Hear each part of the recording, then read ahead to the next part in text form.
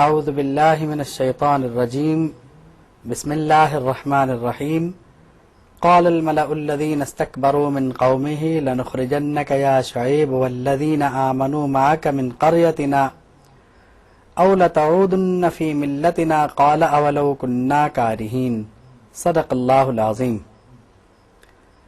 8ویں پارے کے آخر میں 2 گروہوں کا ذکر کیا گیا تھا جو کہ حضرت شعیب علیہ السلام کی قوم میں بن گئے تھے، جس میں سے ایک ایمانداروں کا گروہ تھا اور دوسرا کفار کا گروہ تھا۔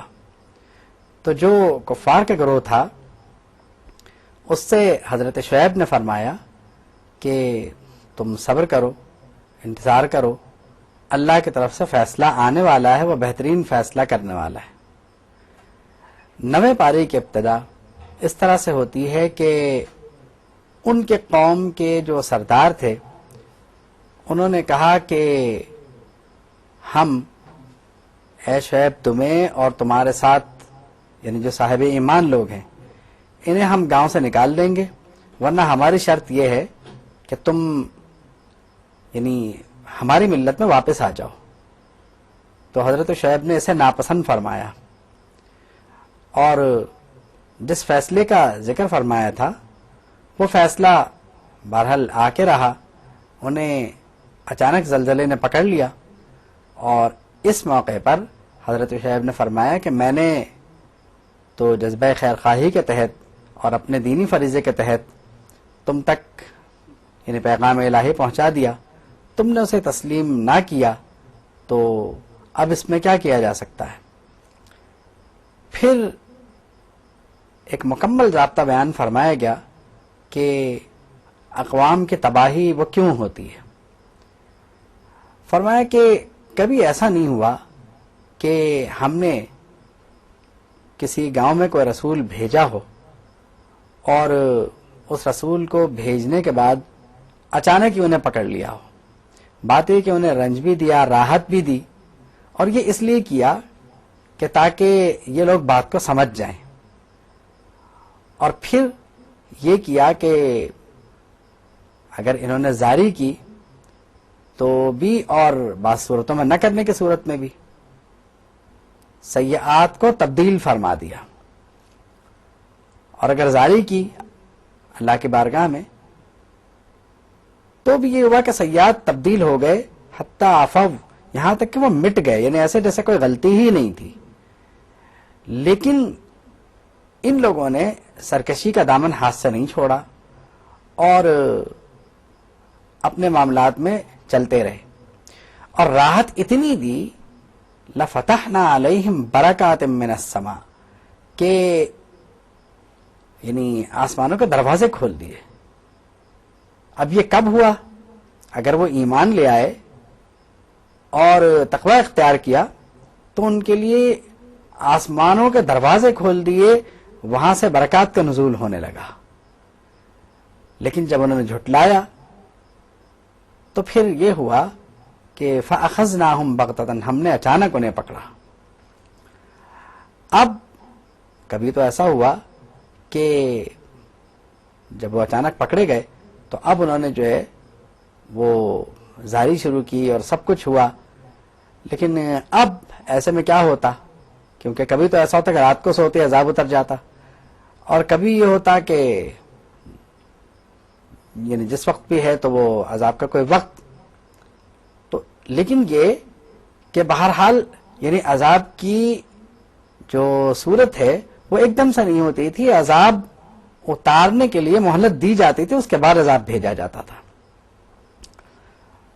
اس کے بعد تیسرے رکوع کا آغاز ہوتا ہے، اس میں یعنی یہ فرمایا گیا کہ اللہ نشاء اصبناہم بذنوبہم ونطبع علی قلوبہم فہم لا یسمعون، اور پھر فرمایا گیا تلک القری نقص علیک من انبائہا، کہ یہ گاؤں والے ہیں جن کی خبریں ہم آپ کو سناتے ہیں۔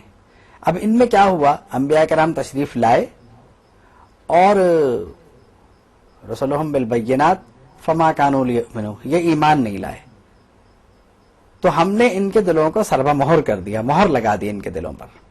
پھر اس کے بعد حضرت موسیٰ، حضرت ہارون اور فرعون کا واقعہ شروع ہوتا ہے، جو اس صورت میں قدر تفصیل سے ہے کہ آپ بنی اسرائیل کی آزادی کے لیے فرعون کے دربار میں تشریف لے گئے اور فرمایا کہ میں اللہ کا رسول ہوں، میرے ساتھ بنی اسرائیل کو بھیج دو۔ اس نے کہا معجزہ دکھاؤ۔ آپ نے جب معجزہ دکھایا تو اس میں 2 معجزات تھے، ایک یہ کہ آپ کا جو عصا مبارک ہے وہ سانپ کی شکل اختیار کر لیتا تھا، اور دوسرا یہ کہ آپ کا جو ہاتھ ہے یعنی دست مبارک وہ ید بیضا کی شکل اختیار فرما لیتا تھا، اور اتنی روشنی اس میں ہو جاتی تھی کہ زمین و آسمان اور اس کے درمیان جو کچھ تھا وہ روشن ہو جایا کرتا تھا۔ اس نے کہا جادوگروں کو بلاؤ، یہ تو جادو کا معاملہ لگتا ہے اور یہ اصل میں تمہیں تمہاری زمین سے نکالنا چاہتے ہیں۔ چنانچہ جادوگروں کو بلایا گیا، جادوگر آئے اور پھر انہوں نے اپنے اپنے سانپ ڈالے۔ حضرت موسیٰ علیہ السلام کے عصا نے ان سارے سانپوں کو نگل لیا۔ جب انہوں نے یہ دیکھا کہ یہ جادو نہیں ہے، یہ تو نبوت کا معجزہ ہے، تو وہ سجدے میں گر کے ایمان لے آئے۔ اور فرعون اس میں بہت سیخ پا، اس نے کہا بھئی یہ لوگ جو ہیں یہ ان کے شاگرد ہیں اور یہ ان کے استاد ہیں، چنانچہ یہ تو معاملہ کچھ بنے گا نہیں۔ اس نے ان کو سخت سزائیں دیں، یہاں تک کہ وہ انتقال کر گئے مگر صاحب ایمان ہی رہے، ایمان سے پھرے نہیں۔ اس کے بعد یعنی جو اگلا رکوع ہے 5واں، اس میں یہ فرمایا بنی اسرائیل کو تسلی دیتے ہوئے حضرت موسیٰ نے، کیونکہ انہوں نے یعنی بنی اسرائیل نے عرض کیا کہ ہمارے معاملات تو وہیں کے وہیں ہیں، بلکہ معاملات اور مزید خراب ہو گئے۔ تو حضرت موسیٰ نے فرمایا استعینوا باللہ، کہ تم اللہ سے مدد مانگو اور اللہ جسے چاہے وہ زمین کا اقتدار عطا فرما دے، جسے چاہے زمین کا وارث بنا دے۔ یورثھا من یشاء من عبادہ۔ تو پھر فرمایا کہ والعاقبۃ للمتقین، اور عاقبت جو ہے وہ تو متقین کے لیے، نیک لوگوں کے لیے ہی ہے، اور تم ان کی ایذا کی پرواہ نہ کرو، ان قریب تمہارا رب جو ہے وہ تمہارے دشمنوں کو ہلاک کر دے گا، اور پھر یہ سب پہ روشن ہو جائے گا کہ تم کیسے عمل کرتے ہو، تمہارے اعمال کی آزمائش ایک طرح سے شروع ہو جائے گی۔ اور حضرت موسیٰ نے اس رکوع میں ان کو صبر کی تلقین بھی کی کہ صبر کرو اور اللہ سے مدد مانگو۔ اس کے بعد 6 رکوع میں حضرت موسیٰ علیہ السلام اور فرعون کا قصہ ابھی چل رہا ہے، تو بتایا کہ فرعونیوں کی سرکشی کے نتیجے میں یہ جو ان کے باغات تھے، ان کے جو پھل تھے، ان میں نقصانات شروع ہو گئے۔ یہ عذاب کی ایک صورت تھی، اور اس کی وجہ یہ تھی کہ شاید یہ اس نقصان کو سہ نہ سکیں اور توبہ کر لیں، تو لیکن ایسا نہ ہوا۔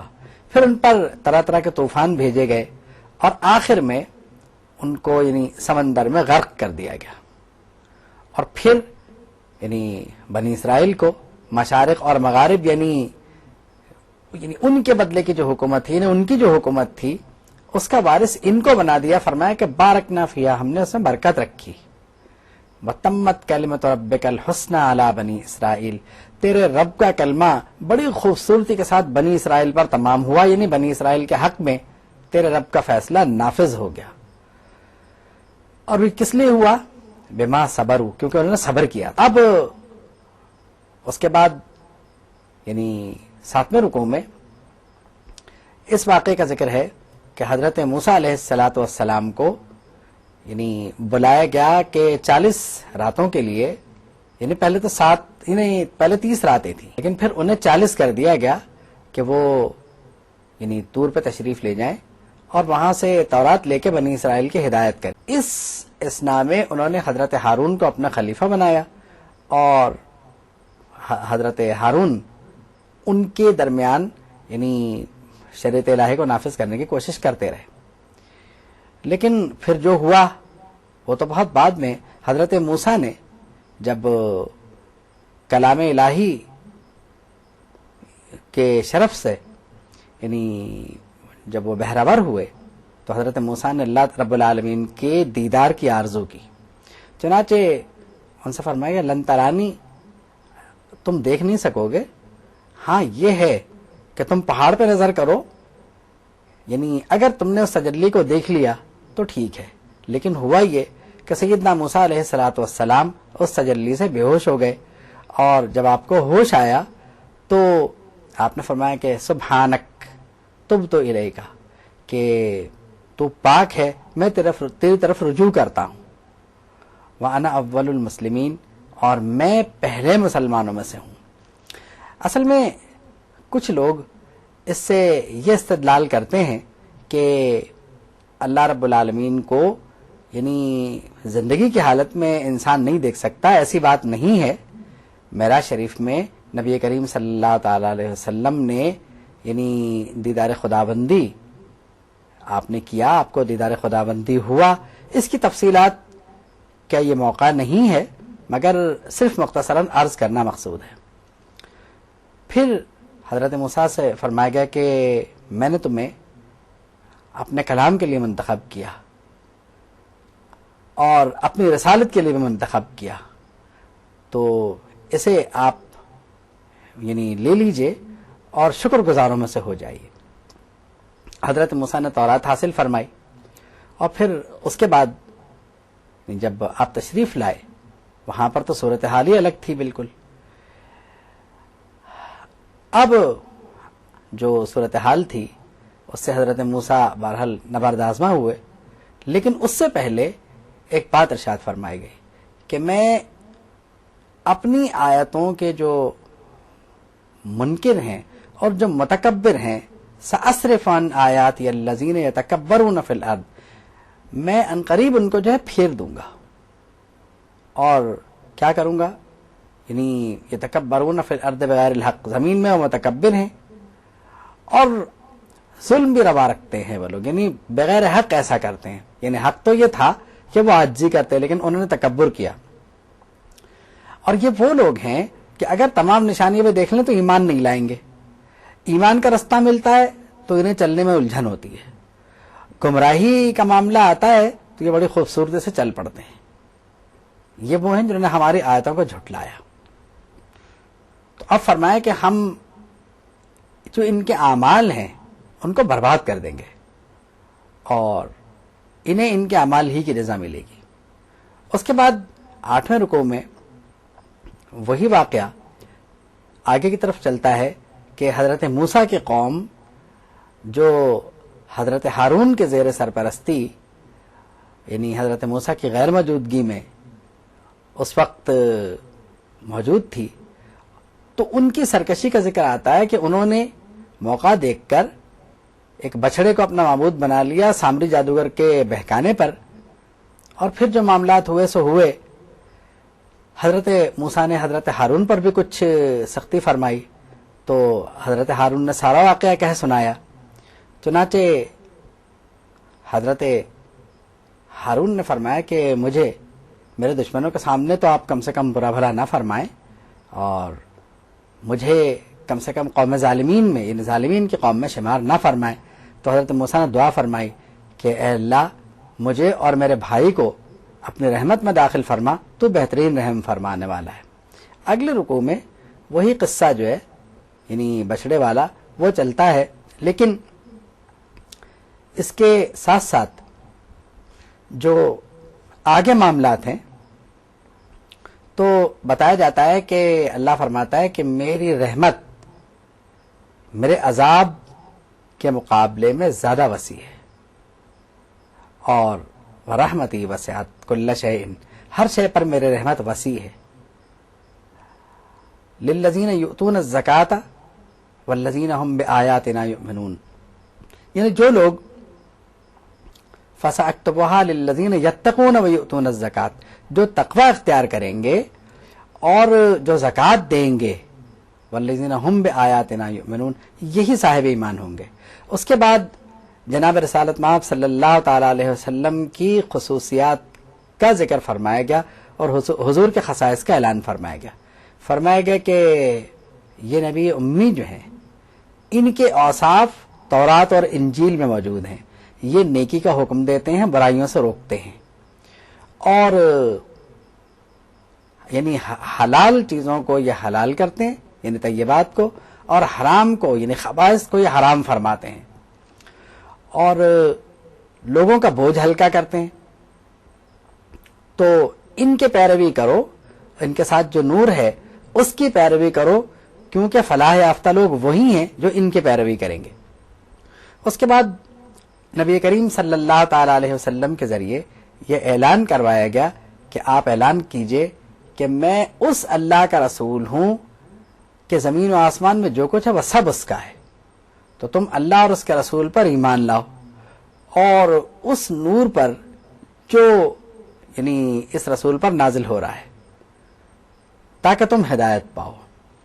اس کے بعد وہی حضرت موسیٰ علیہ الصلوۃ والسلام کا وہی واقعہ جو سورہ بقرہ میں قدر اجمال کے ساتھ ہے, تقریباً تھوڑی بہت تبدیلی کے ساتھ یہاں بھی اتنا ہی ہے.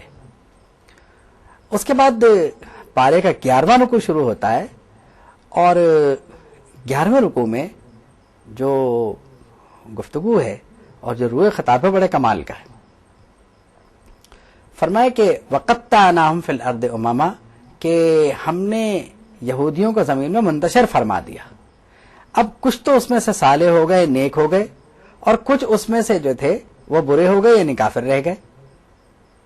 اب ہم نے انہیں یعنی حسنات اور سیئات یعنی خوشی اور تکالیف دونوں کے ساتھ آزمایا, نعمتوں کے ساتھ اور تکالیف کے ساتھ, دونوں کے ساتھ آزمایا تاکہ وہ رجوع کریں.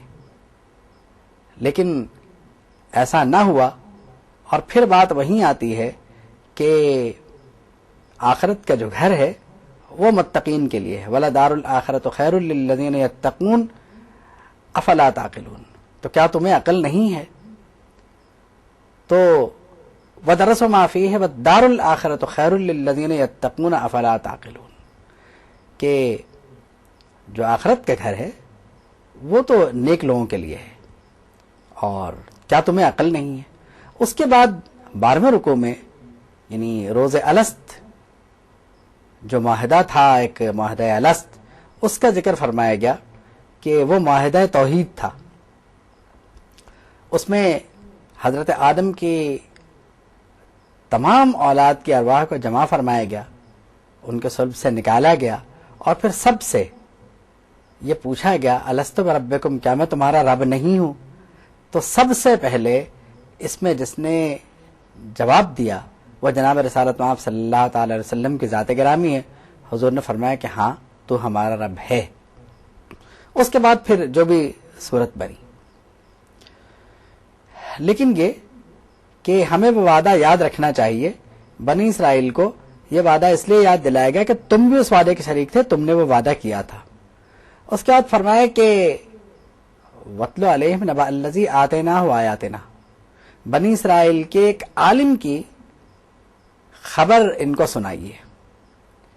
اصل میں اس کا واقعہ کچھ یوں ہے کہ اس عالم کو اسم اعظم کا علم تھا. اب اس کی بدبختی یہ ہوئی کہ اس کی قوم نے اس سے کہا کہ حضرت موسیٰ علیہ الصلوۃ والسلام اپنی قوم کے ساتھ ہمارے علاقوں پہ قبضہ کرنا چاہتے ہیں اور ہمیں یہاں سے یہ نکال دیں گے, تو تم ان کے لیے بد دعا کرو. تو اس نے کہا کہ تمہارا کھانا خراب, میں حضرت موسیٰ علیہ الصلوۃ والسلام کے خلاف بد دعا کیسے کر سکتا ہوں, وہ اللہ کے نبی ہیں.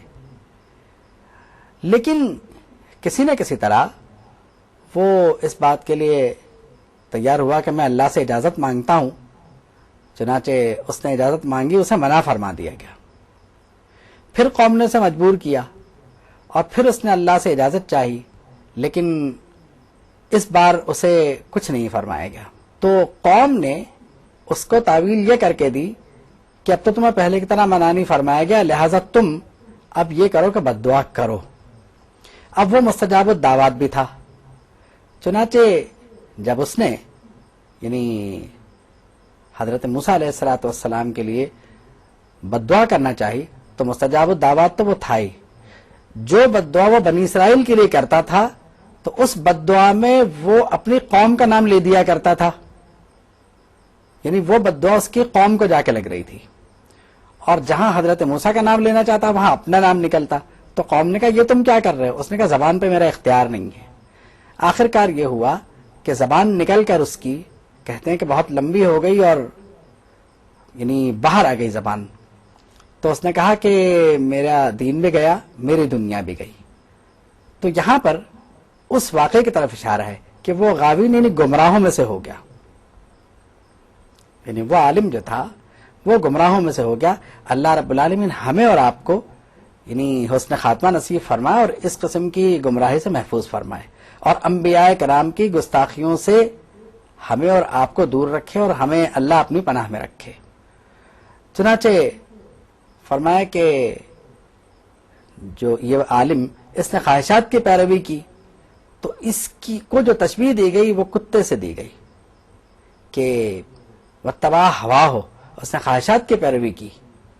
فمثلہ کمثل الکلب، اس کی مثال کتے کی طرح ہے کہ جب حملہ کرنا ہو تو زبان نکال لیتا ہے اور جب نہیں کرنا ہو تو زبان نکال لیتا ہے.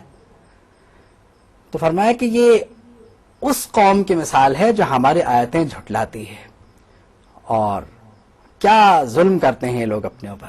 پھر فرمایا گیا کہ وہ جن اور وہ انسان کہ جو اللہ کے احکامات پر عمل نہیں کرتے، ان کی مثال جو ہے، یا وہ لوگ ایسے ہیں کہ ان کے دل تو ہیں مگر وہ سمجھنا نہیں چاہتے، سمجھتے نہیں بات کو. ان کی آنکھیں بھی ہیں، وہ دیکھنا نہیں چاہتے، دیکھتے نہیں. ان کے یعنی کان ہیں، وہ سنتے نہیں. تو اب یعنی ان کی مثال چوپایوں کی طرح ہے، بلکہ یہ چوپایوں سے بدتر ہیں.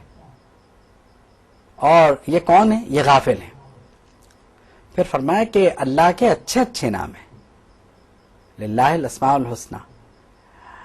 حدیث شریف میں آتا ہے کہ اللہ کے 99 نام ہیں، جس نے انہیں یاد کر لیا وہ جنت میں گیا. تو ویسے تو اللہ کے صفات نام بے شمار ہیں، لیکن 99 اسماء گرامی ایسے ہیں کہ انہیں یاد کرنے والا جنت میں گیا. وہ اسماء گرامی قرآن مجید میں موجود ہیں. فرمایا کہ اللہ کو جس نام سے چاہو پکار لو. اور پھر اس کے بعد یعنی جو 13واں رکوع ہے اس میں انسان کو غور کی دعوت دی گئی، اور یہ فرمایا گیا کہ جسے اللہ گمراہ کرے تو وہ تو پھر بھٹکتا ہی پھرتا ہے. پھر فرمایا کہ قیامت کا علم وہ اللہ کے پاس ہے اور اس کے علاوہ یہ علم کسی کے پاس نہیں ہے. اب یہ ہے کہ قیامت اچانک آئے گی. یہاں پر ایک اور بات یعنی اس رکوع کی جو آخری آیت ہے، قل لا املک لنفسی نفعا ولا ضرا، کہ آپ فرما دیں کہ میں اپنے نفس پر یعنی نفع نقصان کا مالک نہیں ہوں، یعنی مجھے اپنا جو نفع نقصان ہے اس کا علم نہیں. عام طور پر یہ کہا جاتا ہے، اور اگر مجھے غیب کا علم ہوتا تو میں اپنی تکالیف کو دور کر لیتا. میں اللہ کی طرف سے بشیر ہوں اور نذیر ہوں. تو کچھ لوگوں نے اس آیت کریمہ سے نبی کریم صلی اللہ تعالی علیہ وسلم کے علم غیب کی نفی کرنا چاہیے. بات یہ نہیں ہے. بات اصل میں یہ ہے کہ حضور کا علم شریف جو ہے وہ عطائی ہے، اور نبی کریم صلی اللہ تعالی علیہ وسلم کا جو علم غیب ہے اگر حضور اس سے انکار کریں تو وہ عاجزی کے طور پر ہے. کیونکہ اگر ہم یہ مان لیں کہ حضور کو علم غیب نہیں ہے تو اس کا مطلب یہ ہوگا کہ معاذ اللہ رب نے انہیں علم غیب دیا ہی نہیں. بات یہ کہ قرآن مجید کیا ہے؟ علم غیب. تو اس سے کون انکار کرے گا؟ تو رب نے انہیں علم غیب عطا فرمایا ہے، وہ دعویٰ نہیں کرتے اس طرح کا، اور ازراہ عاجزی ایسی بات کرتے ہیں. اور اس میں یعنی اگر وہ نفی بھی کر رہے ہیں تو وہ کفار سے یہ بات کہہ رہے ہیں، مومنین سے نہیں کہہ رہے.